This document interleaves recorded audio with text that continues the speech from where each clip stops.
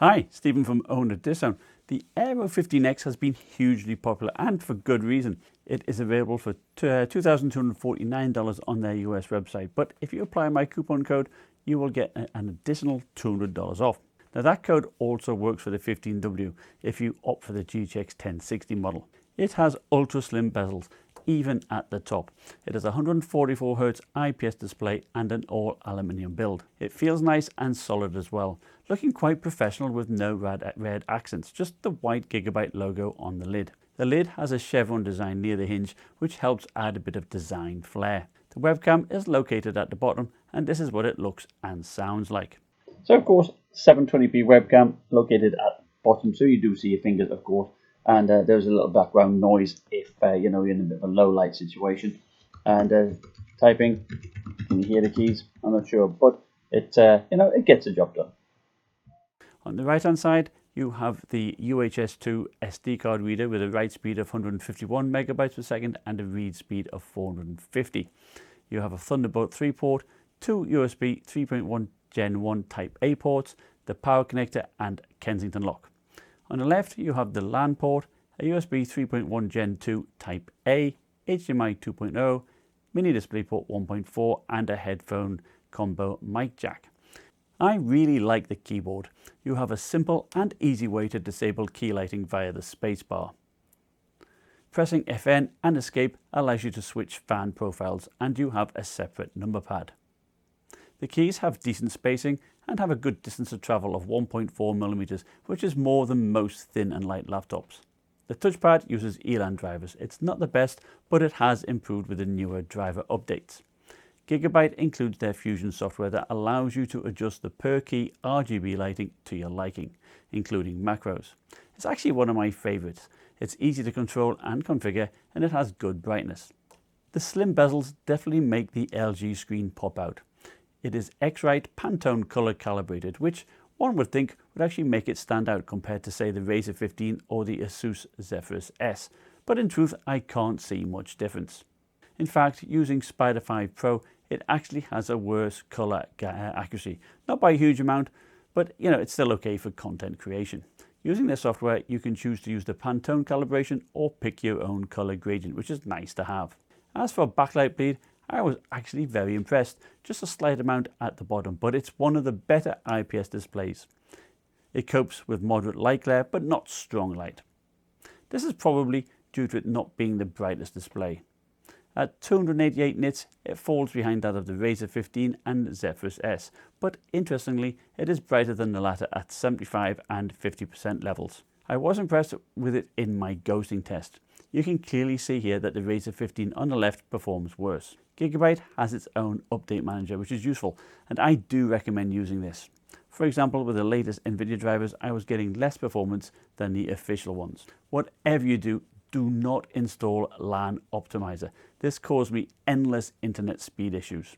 Smart Dashboard gives a good overview of fan speeds and temperatures. And you can change the way the battery is charged, either having it fast or to a certain percentage so that it doesn't overcharge. I wish more laptops had this. It was a joy to play games on. The keyboard and screen were very responsive. Underneath, you have large air vents over their fans and the heat pipes. You have bigger feet at the back, which does help with airflow.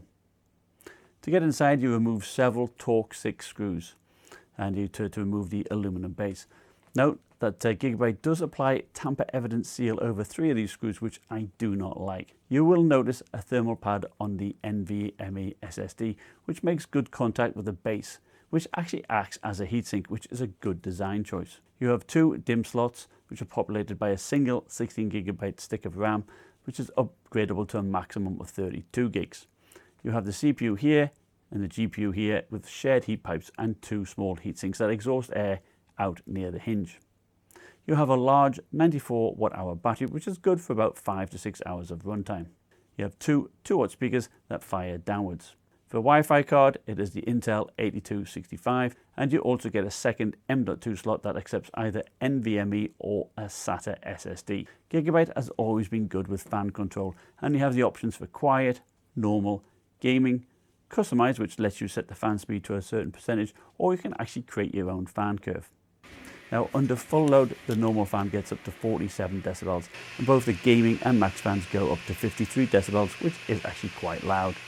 Fortunately, the speakers are okay at 75 decibels and can comfortably fill a small room. Under load, the main areas of the keyboard remain cool, and it's only at the back near the hinge that gets hot. Underneath, it is a different story, with a max of 61 degrees Celsius. Now with normal use, it is very comfortable on your lap.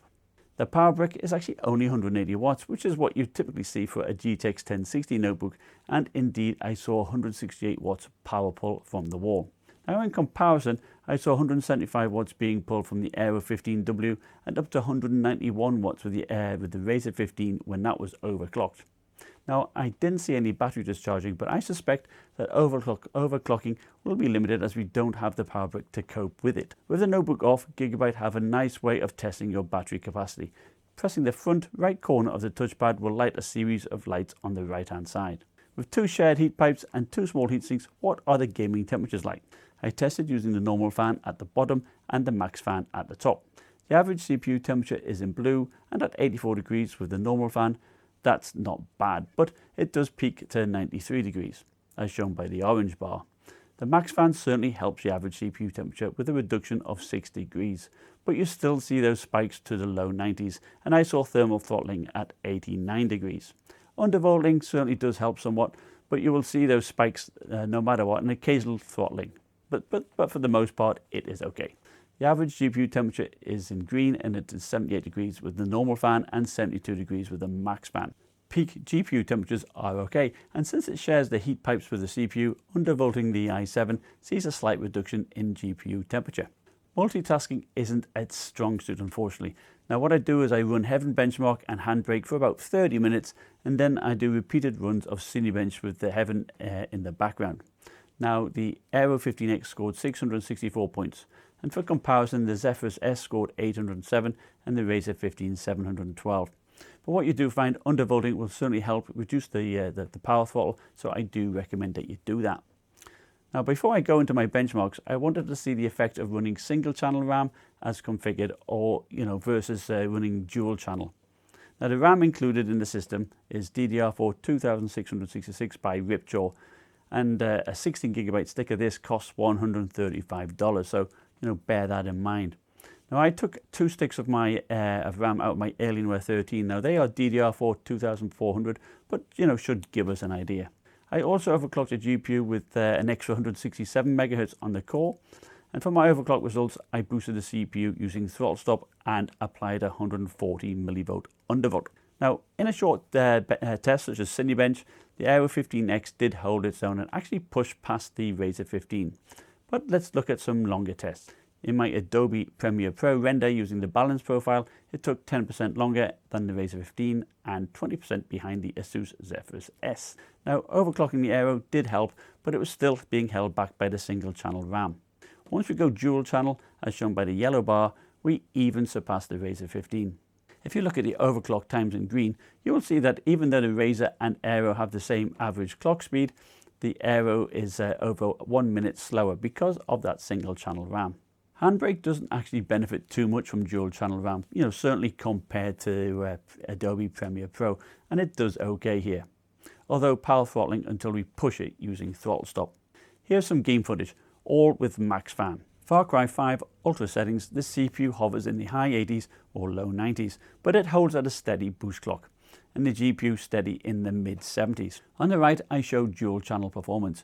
You will notice that we get an increase in both the CPU and GPU utilization, and indeed we do see a good benefit running dual channel, averaging 81 FPS versus 67 with the one RAM stick. As you can see, without the extra stick, the Aero 15X trails its competitors and shows how vital it is to buy that extra stick of RAM. Here we have the stock Fortnite gameplay on the left and dual channel on the right. The CPU is in the high 70s and the GPU in the high 80s. With dual channel, the GPU is being more utilized now at 99% and has a higher boost clock as well. Interestingly, the CPU utilization goes down, and thus also it does reduce the CPU temperatures. But look at those higher frame rates, it's much higher. With single channel we average 92 FPS, but with dual channel we get 120 FPS, which even surpasses the Asus Zephyrus S. In PUBG, the CPU is in the mid-80s and the GPU in the mid-70s with single channel. GPU utilization is in the 80s and the CPU is about 50% mark. Now switching to dual channel, the GPU is up to 99% and the CPU drops down to around about 40%, again with a reduction in CPU temperature. Interestingly, even the single channel configuration kept up with the competition, but at that extra stick, it pushes it to the top of the pack. Overwatch single channel sees the GPU and the CPU being used around about 60%, with the GPU temperatures in the mid to high 70s and the CPU about mid 80s. Switching to dual channel increases the utilization of both the GPU and the CPU, and as a result the CPU does heat up more, but look at those extra frame rates. The benefits of running dual channel are enormous. With the default configuration we run slower than even a GTX 1060. Overclocking and running dual channel sees huge gains. Finally, Battlefield 1 Ultra settings, single channel, the CPU runs in the low 90s and the GPU about 80 degrees. Battlefield 1 does see a little bit of improvement with 2 sticks of RAM, but not like some of the other games. The Aero does run slightly behind the Razer 15 and Zephyrus, but especially when it's overclocked. So how would I sum up the Aero 15x? It is a very nice laptop. It has good software for adjusting the screen color temperature, its fan profiles and battery charging. It has plenty of ports, and I like that it has a LAN port, has a fast SD card reader and Thunderbolt 3. I also like that it is easy to get into and upgrade as long as those tamper evident screw stickers don't put you off. Now its panel is decent, with very little ghosting, and its keyboard is probably one of the best out of all the thin and light laptops I've tried. The touchpad is okay. It's better than the Elan pads of the past, as the drivers have improved it, and its speakers are decent. Battery life is fine too, although I was, to be honest, expecting a little bit more out of this compared to my Aero 15W that lasted a bit longer, but this is a review unit with 6% of battery wear. Now I will be doing a separate smackdown video between this, the Razer 15 and Zephyrus S, so make sure you subscribe to watch that. And remember, if you are interested in buying this laptop, use my $200 coupon code, which I'll put down below, and that should help you out. Thanks for watching. Bye.